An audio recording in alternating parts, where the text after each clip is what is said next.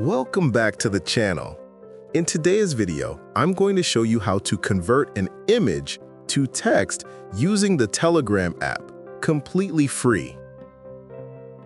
Here, we have an image ready to be converted into editable text.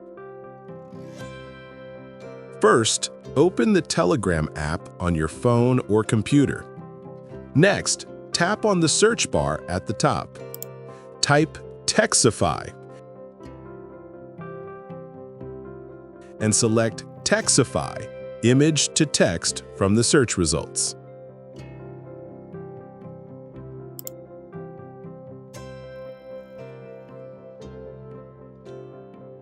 Once the bot opens, click on the Start button. Now tap Upload Image.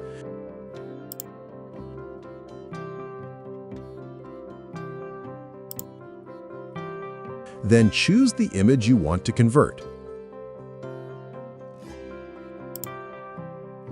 After selecting it, click Send. All you need to do now is wait a few seconds while the bot processes your image.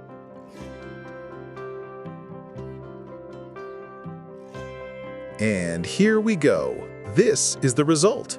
All the text from the image has been successfully converted. You can now select and copy everything easily.